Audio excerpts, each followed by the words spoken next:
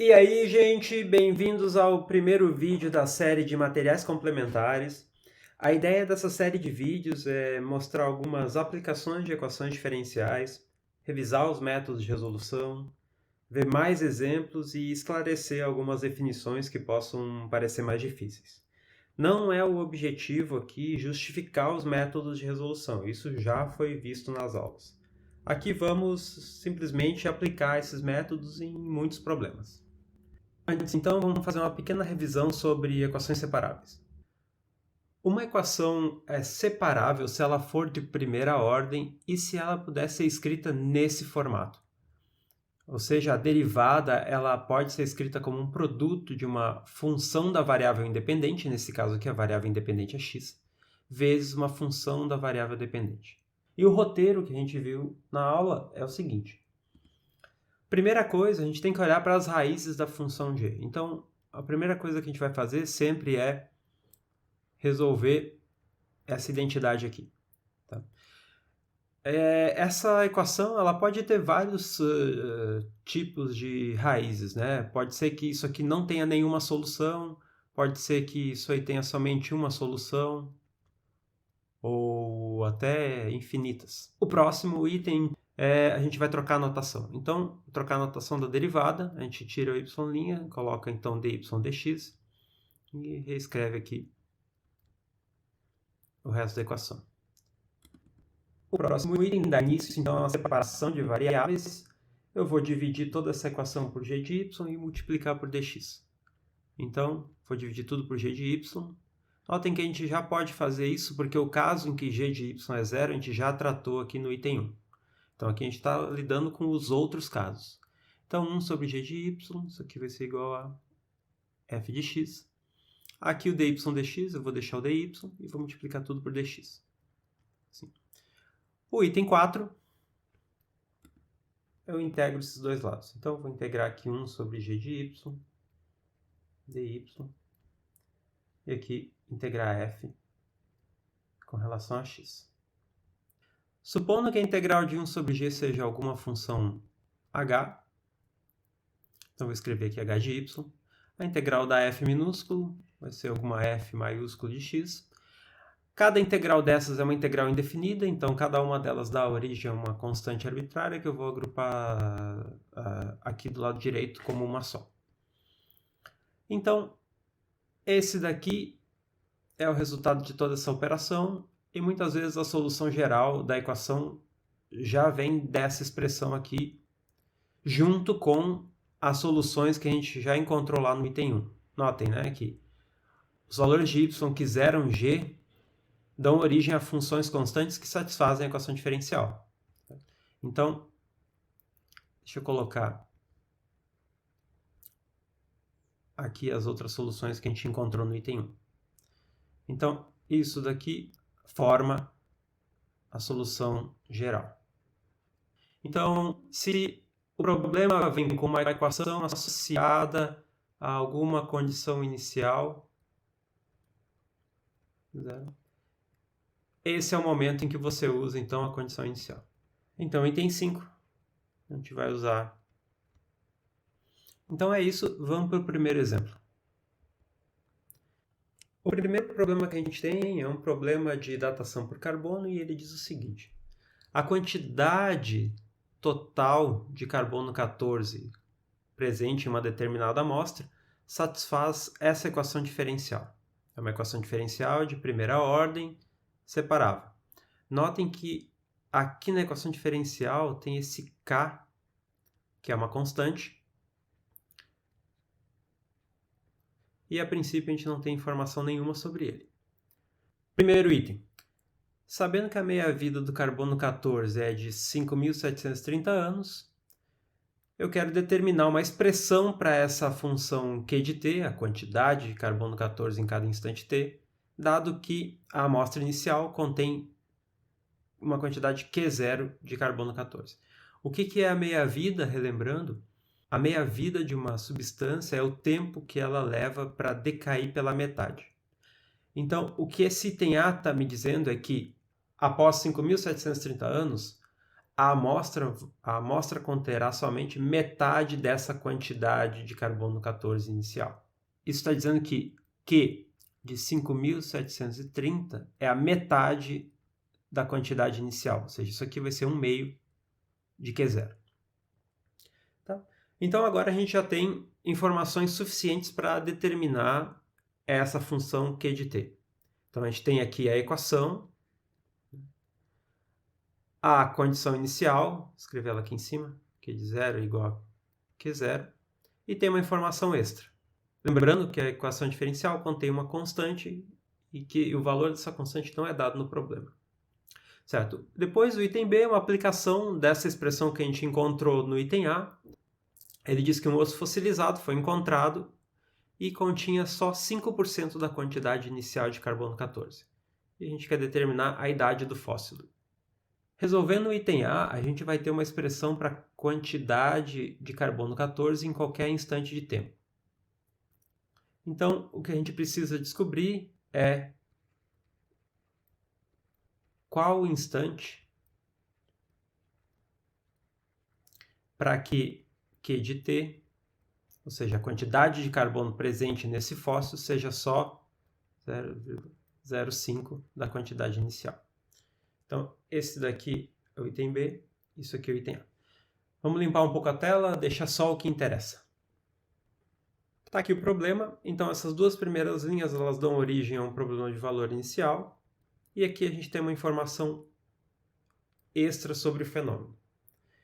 Para aplicar o método de separação de variáveis, primeiro a gente tem que identificar que essa equação de fato ela é separável, né? Nesse caso é muito simples, eu vou reescrever ela aqui, menos k, q.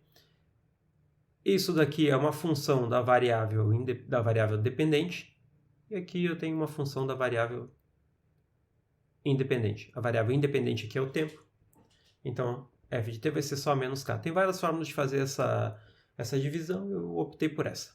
Então, primeiro passo, a gente vai olhar para as raízes de g. A função g de q é q. Então, para que g seja zero, q tem que ser igual a zero. Então, está aqui as soluções constantes da equação diferencial. Próximo passo, agora a gente vai começar a implementar o método mesmo. Aqui a gente deveria trocar a notação da derivada. A derivada já está com a notação certa, então não tem mais nada para fazer. Próximo passo, então, é dividir tudo por g de q. Então, eu vou ter 1 sobre q dq e vou multiplicar tudo por dt, igual a menos k dt. O passo 4, eu vou integrar essa identidade que eu obtive no passo 3.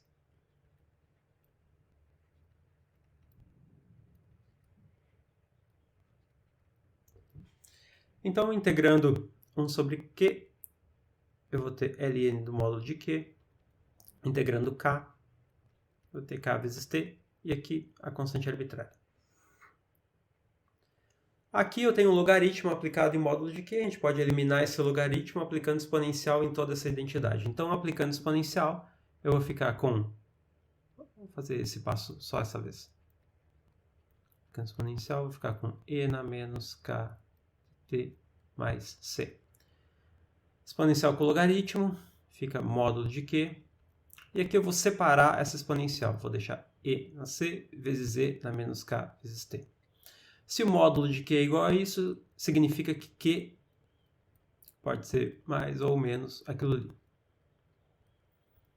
Então, como c é uma constante arbitrária, e na c é uma constante positiva arbitrária, se eu permitir essa mudança de sinal, eu tenho que isso aqui é uma constante arbitrária diferente de zero. Eu posso reescrever essa última expressão dessa maneira. Isso, junto com aquela solução que a gente encontrou lá no início, forma, então, a solução geral. Notem que esse A ele é diferente de zero, né? Mas, se eu permitir que ele seja igual a zero, eu recupero essa solução aqui. Então, eu posso juntar essas duas expressões em uma só, que é A e na menos k t, onde A pode ser qualquer valor real. Isso aqui, então, é a solução geral. Vamos limpar um pouco essa tela para prosseguir com a resolução. Continuando, agora o passo 5, a condição inicial. Eu sei que Q de 0 tem que ser igual a Q0. Como Q tem que ter esse formato que a gente obteve aqui, então eu vou substituir T por 0, vai ficar A e na menos K vezes 0 igual a Q0. Isso aqui é 1, então a gente conclui que A tem que ser igual a Q0. Portanto, a minha função Q de T tem essa cara aqui, Q0 e na menos K vezes T. Falta descobrir o valor da constante K, e para isso a gente vai usar essa segunda informação que o problema fornece. Como a gente sabe que Q de 5.730 tem que ser igual a 1 meio de Q0, eu vou substituir esse valor na expressão que a gente obteve agora. Então fica Q0 e na menos 5.730K igual a 1 meio de Q, 0. Posso cancelar esse Q0 e aplicando o logaritmo, eu vou ficar com menos 5.730K igual a ln de 1 meio. E, portanto, K é igual a menos 1 sobre 5.730 ln de 1 meio. Para mexer um pouquinho nessa expressão e ficar com K igual a 1 sobre 5.730 ln de 2. Então, esse aqui é o valor da constante K, e finalmente a gente pode escrever a solução do problema de valor inicial. Então, Q de T é igual a Q0 e na menos ln de 2 sobre 5.730 T. Essa aqui, então, é a resposta do item A. Vamos limpar tudo e deixar só essa expressão. Agora, para o item B, a gente precisa descobrir qual é o instante onde a quantidade de carbono 14 é só 5% da quantidade inicial. Então, o que a gente tem que resolver é Q de T estrela igual a 0,05 Q0. Eu já sei quem é Q de T, então vou só usar essa expressão que a gente obteve. Então, Q0 e na menos ln de 2 sobre 5.730 T estrela igual a 0,05 Q0. Tem Q0 aqui dos dois lados.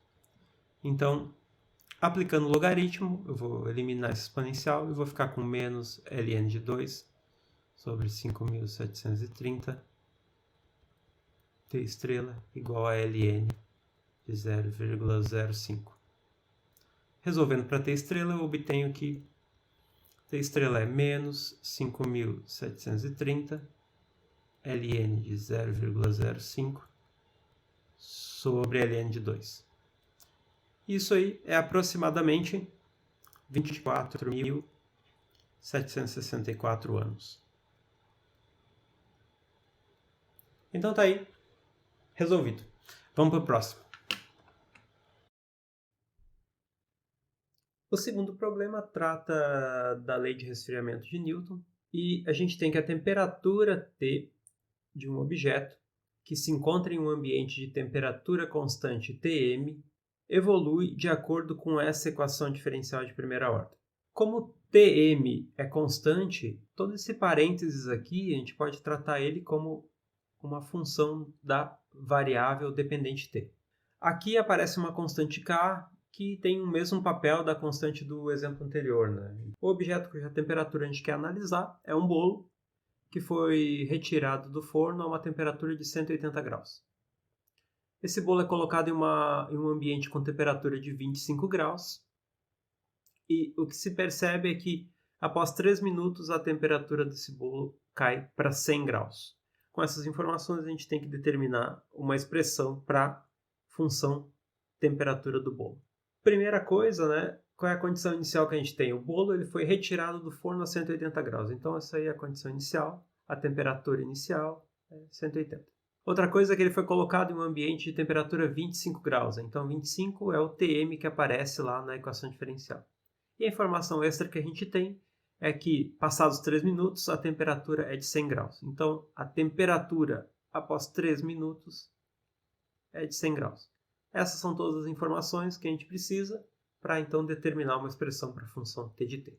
O item B pede para determinar o tempo necessário para que o bolo atinja 40 graus. Então, o que a gente quer fazer no item B é determinar um T estrela, né, que satisfaça T de T estrela, ou seja, a temperatura nesse instante é igual a 40. Então vamos limpar toda essa tela e deixar só o que interessa.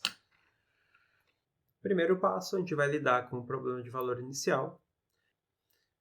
Essa equação é uma equação separável, porque o lado direito eu posso escrever como uma função da variável dependente t vezes uma função aqui da variável independente, que nesse caso é o tempo. Então, a gente vai achar as raízes da função g de t. Então, g de t é igual a zero, se somente se t menos 25 for igual a zero, ou seja, t igual a 25. Isso aqui dá, então, a única solução constante dessa equação diferencial. Próximo passo seria trocar a notação, já está feito. Então, agora a gente começa a separação de variáveis mesmo. A gente vai dividir tudo por g de t e vai multiplicar por dt minúsculo. Fica igual a menos k dt. O passo 4 é integrar essa expressão. Já vou integrar aqui mesmo. Então, vai ficar ln do módulo de t menos 25 igual a menos kt mais c. Aqui eu vou aplicar a exponencial e a gente obtém t menos 25 igual a e na menos kt mais c.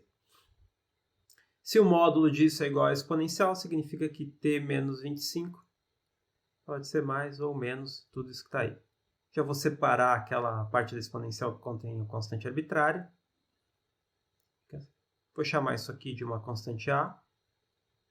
E, portanto, eu tenho que t é igual a e na menos k vezes t mais 25, onde esse a é uma constante diferente de zero. Então, isso junto com aquela solução que a gente tinha encontrado antes, forma a solução geral. Notem que aqui acontece um caso parecido com o do exemplo anterior, né? Se eu permitir que essa constante a seja igual a zero, eu elimino esse primeiro termo e obtenho só a 25, que é a segunda solução. Então eu posso resumir essas duas expressões em uma só, que é t igual a e na menos k t mais 25, e permitir que essa constante a possa ser qualquer valor real. Então, essa aqui é a solução geral.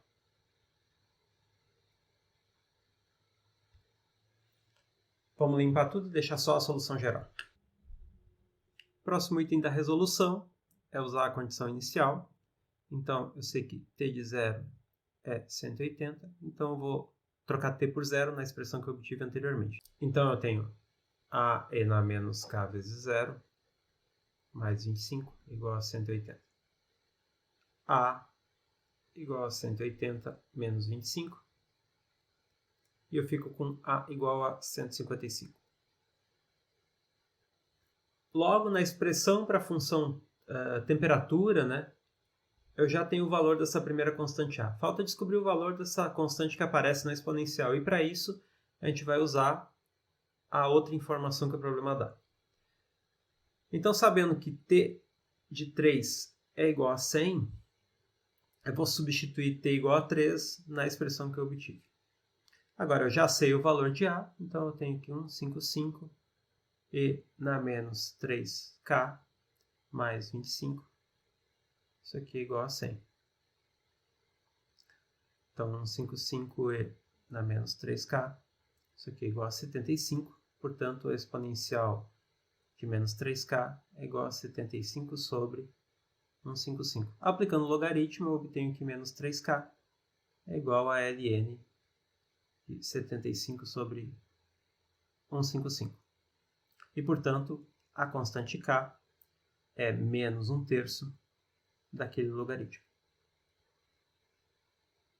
155. Esse k ele é aproximadamente 0,2419. Está aqui o valor da constante k, que era a última coisa que faltava. Portanto, a solução do problema de valor inicial é dada pela expressão t de t, 155, e na menos k, menos com menos, vai ficar então só 1/3 de ln de 75 sobre 155 t mais 25. Essa aqui, então, é a expressão para a temperatura de T, a resposta do item A. Vamos limpar tudo para conseguir resolver o item B. Para o item B, a gente tem que determinar um T estrela, ou seja, um instante em que a temperatura do bolo atinge 40 graus. Então, a gente só precisa resolver T estrela igual a 40. Eu já tenho uma expressão para temperatura T em qualquer instante T minúsculo, então é só substituir T por T estrela. Eu fico com 155 e na 1/3 ln de 75 sobre 155 T estrela mais 25 igual a 40. Logo, 155 exponencial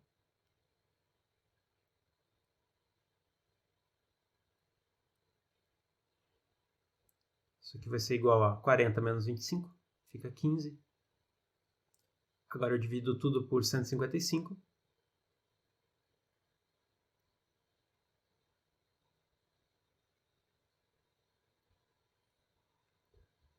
Eu tenho 15 sobre 155. Agora, aplicando o logaritmo, eu obtenho que 1/3 de ln 75 sobre 155 T estrela, isso aqui igual a ln 15 155. E, portanto, resolvendo para T estrela, eu obtenho que T estrela é 3 ln de 15 155 dividido por ln de 75 sobre 155. Isso aqui é aproximadamente 9 minutos.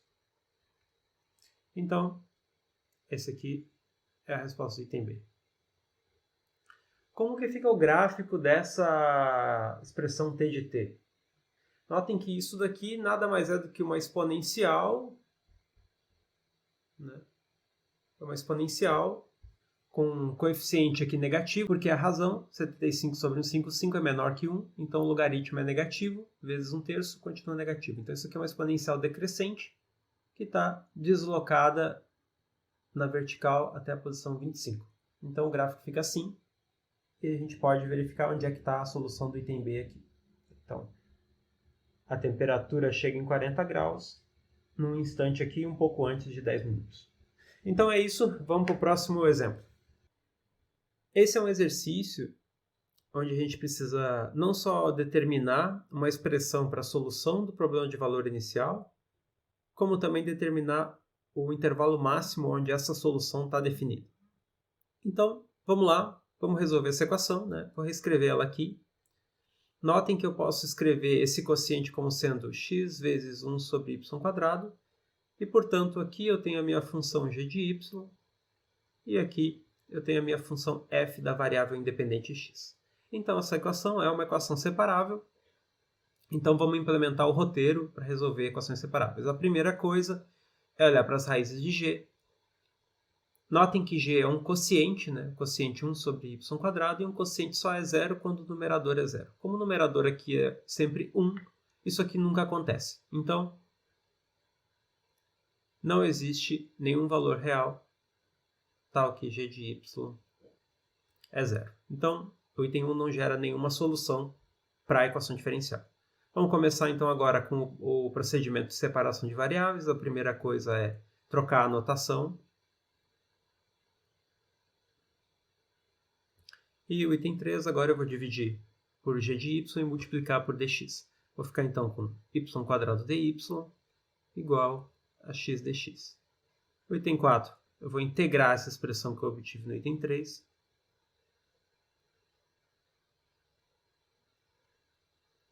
Integrando esses polinômios, eu fico com y³ sobre 3 igual a x² sobre 2 mais a constante arbitrária.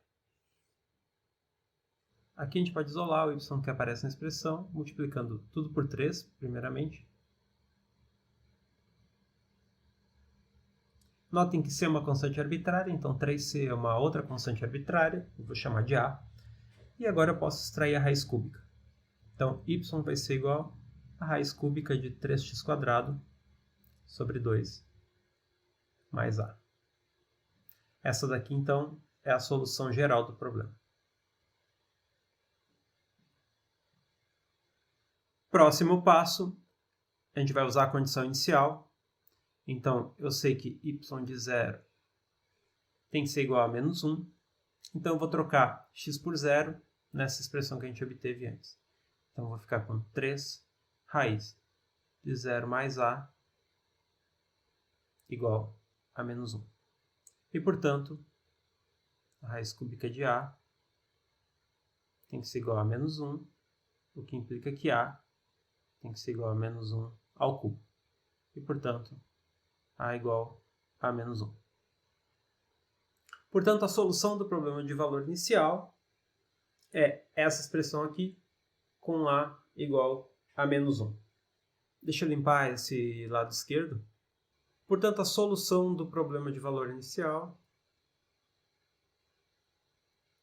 é dada por y igual a raiz cúbica de 3x² sobre 2 mais a, que eu encontrei, que é menos 1.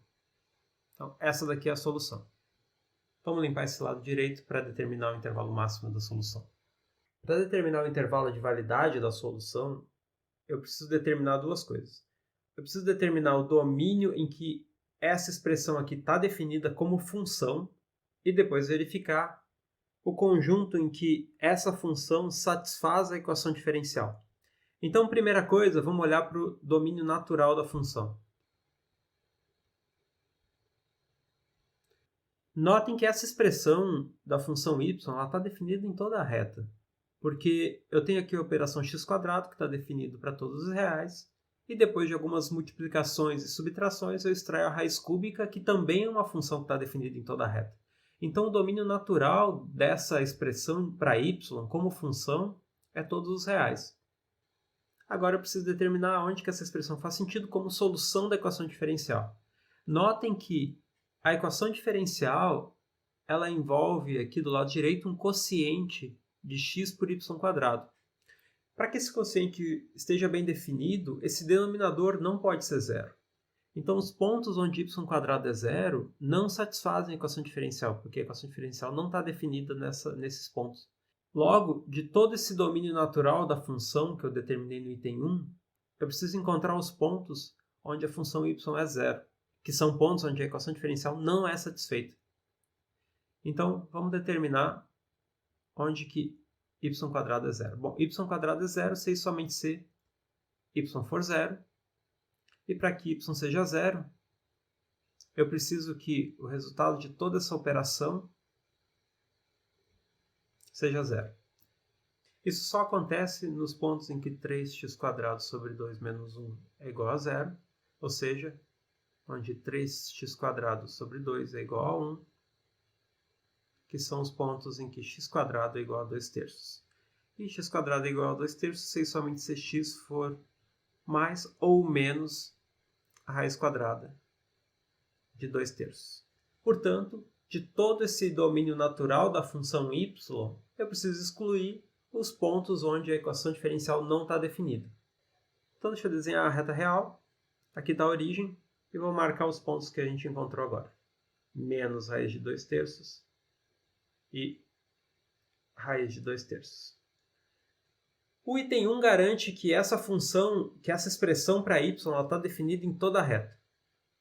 Agora notem que essa restrição nesses dois pontos divide a reta real em três intervalos. Esse primeiro intervalo aqui, o segundo intervalo contendo zero e esse terceiro intervalo. O domínio de uma solução precisa ser um intervalo. A gente vai ver no próximo vídeo por que isso faz sentido. Então, eu preciso escolher algum desses três intervalos para marcar como o domínio da minha solução. Notem que o problema de valor inicial ele pede uma função que esteja definida em zero. Então, o que eu vou fazer é, desses três intervalos aqui, eu vou escolher aquele que contenha o meu instante inicial t igual a zero, que é esse intervalo do meio aqui. Sendo assim, o domínio da solução é o intervalo menos raiz de 2/3, raiz de 2/3. Vamos limpar um pouco a tela e deixar só a solução do problema de valor inicial. Então, a solução do problema é dada por essa expressão que a gente encontrou aqui, definida nesse intervalo. Olhando para o gráfico dessa função y, a gente percebe que, à medida que a gente se aproxima aqui desse valor raiz de 2/3, a inclinação do gráfico vai ficando cada vez mais vertical. Isso significa que a derivada dessa função y está convergindo para mais infinito. E o que está acontecendo aqui no outro extremo, né, próximo do ponto menos raiz de 2/3, é que à medida que a gente se aproxima dele, a nossa derivada está se aproximando de menos infinito. É por isso que esses pontos dão problema. Então é isso, gente. No próximo vídeo a gente vai falar um pouco mais sobre o domínio da solução e o teorema de extensionicidade. Tchau!